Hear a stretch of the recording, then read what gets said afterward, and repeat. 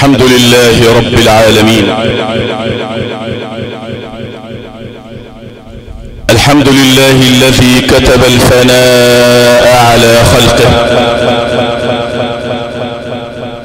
وكتب البقاء على نفسه فقال كل من عليها فان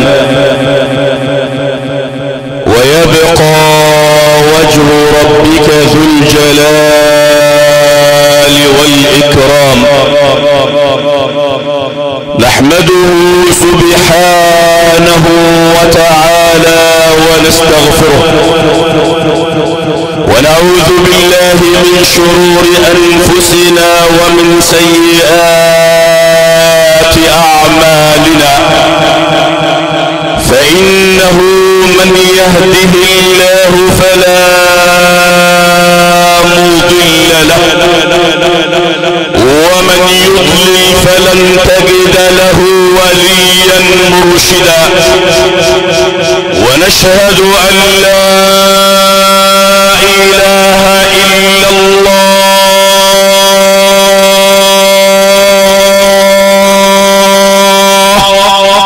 وحده لا شريك له في ملكه ولا مناوئ له في سلطانه وعلو شأنه. نحمدك يا إلهي حمدا يليق بجلال وجهك وبعظيم سلطانك. فاللهم إنك أنت أحق من ذكر وأحق من عبد وأرأف من ملك وأجود من سئل. فأنت الملك لا شريك لك والأحد الذي لا ند لك. تطاع فتغفر وتوصى فتستر. القلوب لك مصغية والسر عندك يا ربنا علانية. نسألك بنور وجهك الذي أشرقت له الظلمات وصلح عليه أمر هذه الدنيا بألا تجعل لنا في هذا الجمع العظيم ذنبا إلا غفرته ولا هما إلا فرجته ولا دينا إلا قضيته ولا ميتا إلا رحمته ولا مستدينا إلا قضيت دينه يا رب العالمين. يا ابن آدم سامح فإنك في النهاية فاني، واجعل شعارك كثرة الغفران، وامدد يديك لمودة ومحبة حتى تنال رحمة الرحمن. قابيل لما قسى أغضب ربه وأخوه لما عفا قد فاز بجنان. سامح أخاك وإن توعر طبعه إن التسامح شيمة الشجعان. وأشهد أن سيدنا وحبيبنا وعظيمنا محمد يا سيد السادات يا سيدي يا رسول الله خذ بيدي ما لي سواك ولا ألوى على أحد. فأنت نور الهدى في كل كائنة وأنت سر الندى يا واسع المدد. وأنت حقا ضياء الخلق أجمعه وأنت هادي الورى للحق والرشد. يا من يقف مقام الحمد منفردا للواحد الفرد لم يولد ولم يلد. يا من تفجرت الأنهار نابعة من بين أصبعيه فسقى الجيش بالمدد. إني إذا أصابني هم يؤرقني أقول يا سيد السادات يا زندي قد جئت بابك استجير بكم كالمستجير من الرمضاء بالفرد مصفرا بدموع التوب ملتمس وخاشعا ذليلا فلا ترد يدي كن لي شفيعا الى الرحمن من زللي وامن علي بما لم يجر في خلدي وانظر بعين الرضا لي دائما ابدا فاني عنك يا سيدي لم احدي ولم يزل حبك دأبي مدى عمري ولم يزل حبك عند ذي العرش ملتمسي والآل والصحب عليهم آل البيت كلهم له الأهل السعادة وأهل الجود والمدد صلى عليك الله يا علم الهدى ما هبت النسائم وما ناحت على الأيك الحمائم يا معاشر السادة الأعزاء الله عز وجل يقول ذلك عالم الغيب والشهادة العزيز الرحيم الذي أحسن كل شيء خلقه وبدأ خلق الإنسان من طين ثم جعل نسله من سلالة من ماء مهين ثم سواه ونفخ فيه من روحه وجعل لكم السمع والأبصار والأفئدة قليلا ما تشكرون وقالوا أإذا ضللنا في الأرض أإنا لفي خلق جديد بل هم بلقاء ربهم كافرون قل يتوفاكم ملك الموت الذي وكل بكم ثم إلى ربكم ترجعون قل يتوفاكم ملك الموت الذي وكل بكم ثم إلى ربكم ترجعون ولو ترى إذ المجرمون ناكسوا رؤوسهم عند ربهم ربنا أبصرنا وسمعنا فارجعنا نعمل صالحا إنا موقنون ويقول ربنا جل وعلا في كتابه الكريم بسم الله الرحمن الرحيم في آيات كثيرة يذكر ربنا فيها الموت ونحن في هذه الأيام نرى عجبا عجابا أيامنا تمر بسرعة على هذا الزمن ونحن نلهو ونلعب بما نراه من حولنا من متع الحياة الدنيا ونرى آباءنا وأمهاتنا وأحباءنا وأبناءنا وهم يموتون ويذهبون تحت تراب الأرض ويذهبون إلى عالم لا شك أننا ذاهبون إليه ألا وإن العبر تتراءى أمام الجميع وتكاد العبر أن تنطق وأن تقول العبر لنا متى تدركون حقيقة الموت ألا وإن لكل واحد منا محطة سينزل من هذه المحطة ومن قطار الزمن إلى مثواه الأخير فلا يدري من الذين سيكونون في استقباله هناك أهم ملائكة الرحمة بوجوههم النورانية وبكلمات ذات البشائر التي تطرب النفس عند سماعها حينما يقولون سلام عليكم فادخلوها خالدين، وقالوا الحمد لله الذي صدقنا وعده وأورثنا الأرض نتبوأ من الجنة حيث نشاء فنعم أجر العاملين. أم هم زبانية جهنم المتجهمون الذين يمسكون بأيديهم المقامع التي من الحديد وكلماتهم المروعة التي تضطر الروح عند سماعها أن تفر منها فرا. وسيق الذين كفروا إلى جهنم زمرا.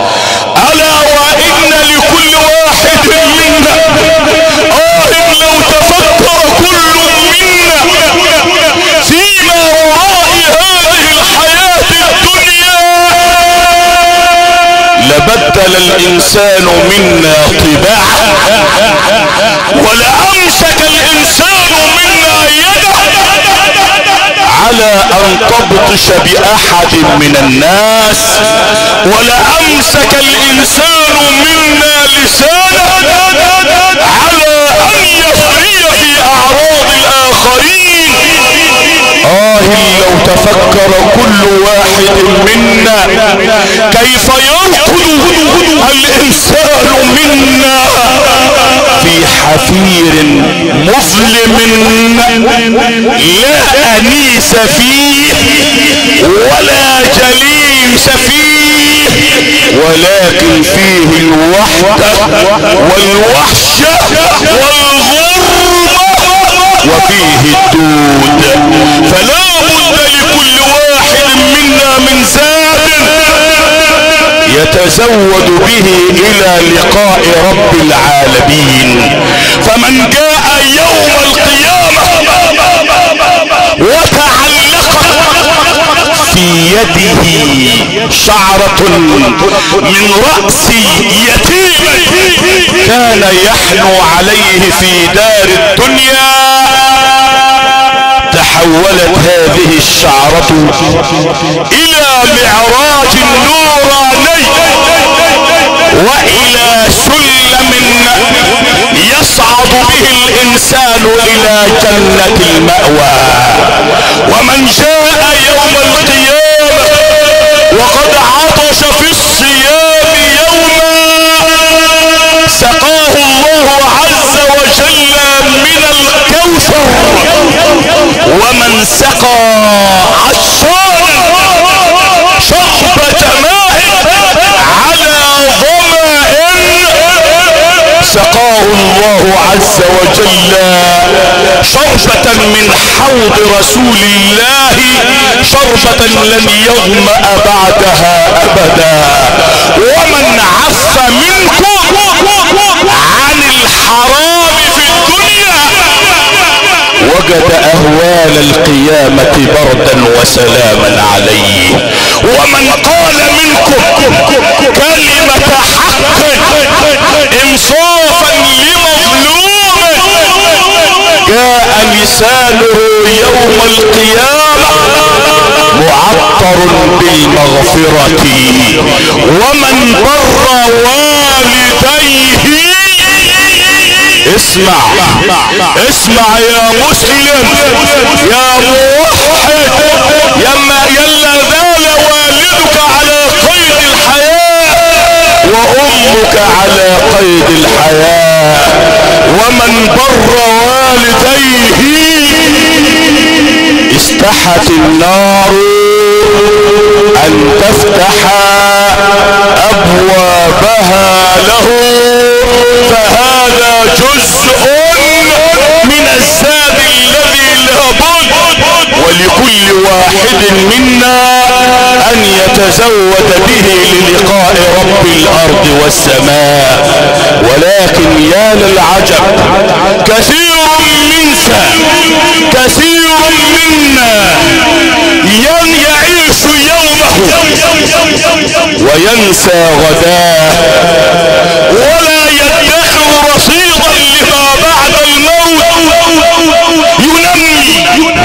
ينمي امواله في المشاريع، وينمي امواله في الدكاكين، وينسى ان ينمي لنفسه زادا للقاء الله عز وجل. فهذا هو غني الدنيا فقير الآخرة. ينسى أن مرضا بسيطا إذا أصابه في دار الدنيا يجعله هذا المرض كلمة باهتة على فم الزمن، وتجعله عظاما نخرة في دنيا الفناء، ويجعله جمرة متوهجة في أعماق الجحيم. ثم ثم لابد أن نتزود بزاد للقاء رب الأرض والسماء، حتى نبتعد عن جهنم التي قال فيها ربنا جل وعلا: كلا إنها لظى نزاعة للشوى. اسمع إلى هذا الوصف لجهنم: كلا إنها لظى، اسمها لظى نزاعة للشوى، أي تنزع جلد الرأس وتنزع الأعضاء من الجسد دون أن يؤدي ذلك إلى الموت. وحد وقل لا إله إلا الله. نبتعد عنها. إنها لظى نزاعة للشوى تدعو من أدبر وتولى وجمع فأوعى، وجمع المال وجعله في وعاء ووقاء. وهنا وعندما تكون النار هكذا تنادي ربنا جل وعلا حينما تشتد النار: هواؤها هو السموم وغطاؤها الظلام وأرضها نحاس ورصاص، كما قال ربنا: لهم من فوقهم ظلل من النار ومن تحتهم ظلل، ذلك يخوف الله به عباده. يا عبادي فاتقون. وحينما تشتد النار يفر الناس من هنا وهناك، ينادي ربنا جل وعلا: يا معشر الجن والإنس، يا معشر الجن والإنس، إن استطعتم أن تنفذوا من أقطار السماوات فانفذوا، لا تنفذون إلا بسلطان. وعند ذلك تقول جهنم. وعزة الله وجلاله، أو وعزة الله وجلاله، أحلف بعزة الله وجلاله لأنتقمن من كل من أكل من خير ربي واستعان بنعمة ربي على معصيته. الله أكبر. لأنتقمن ممن أكل من رزق ربي واستعان برزق ربي على معصيته. فالحمد لله الذي جعلني عذابا على من عصاه، ورحم مني من آمن بالله واتقاه.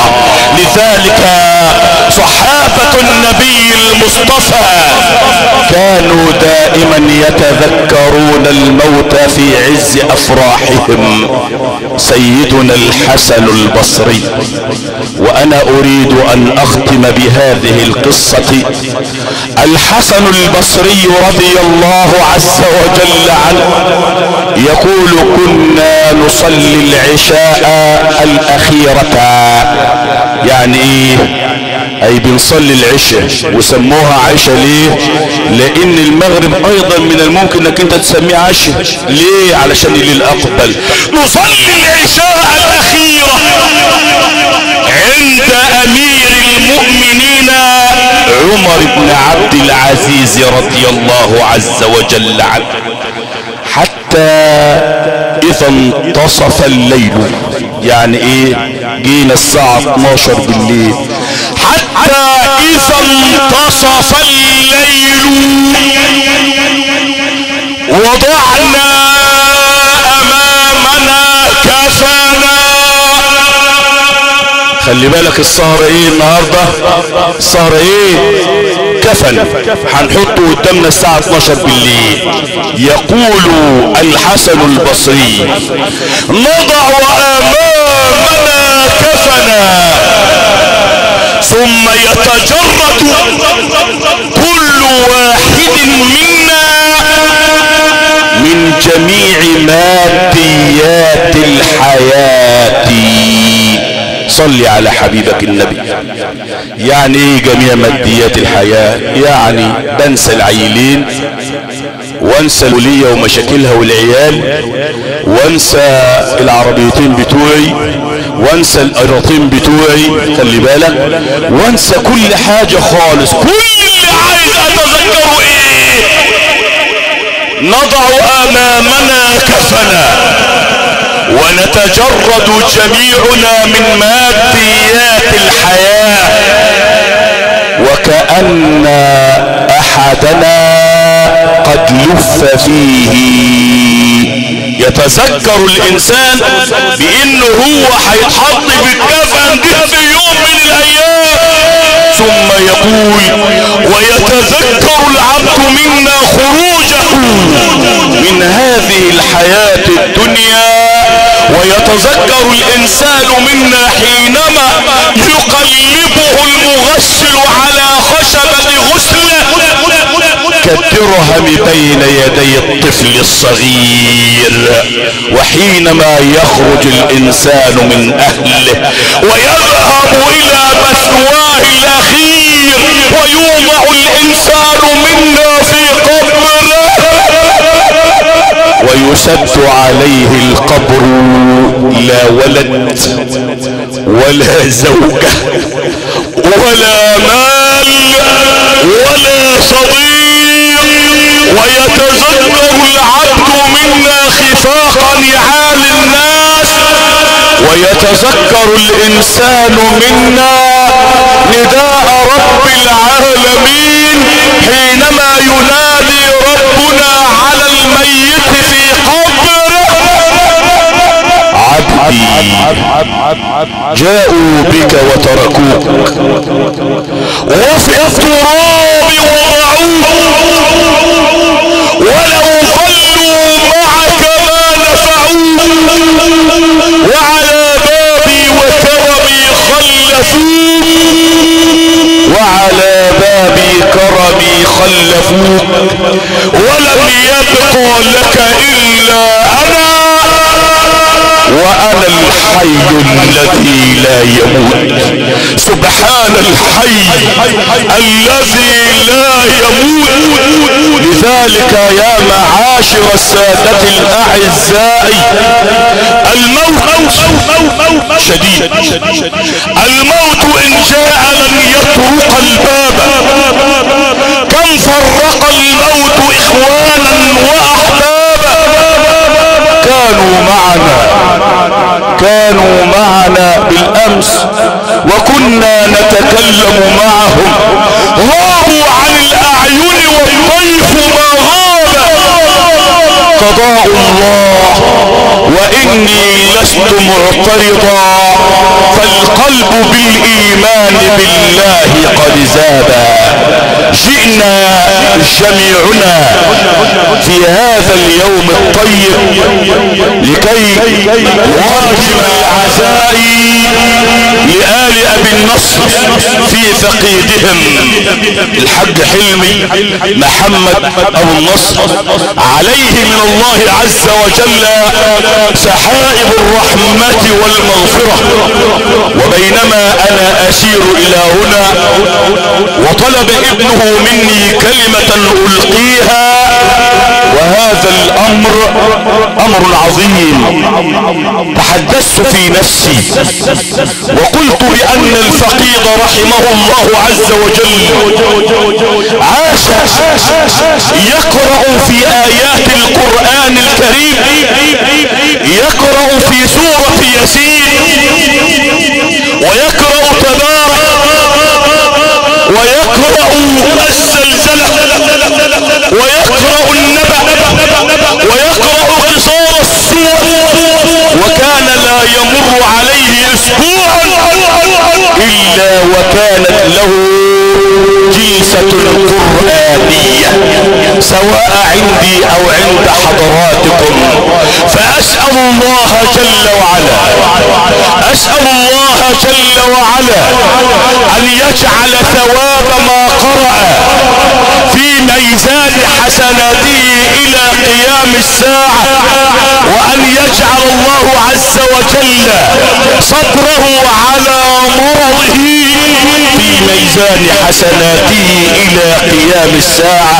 فاللهم اغفر لفقيدنا وارحمنا، اللهم اغفر لفقيدنا وارحمنا، اللهم عافه واعف عنه، اللهم تجاوز اللهم عن سيئاته، اللهم اغسله بالماء والثلج والبرد، ونقه يا ربنا من الخطايا والذنوب كما ينقى الثوب الابيض من الدنس. وانتم ايها الحاضرون شكر الله لكم جميعا حسن الاستماع وطيب المتابعة، وسلام الله عليكم ورحمته وبركاته.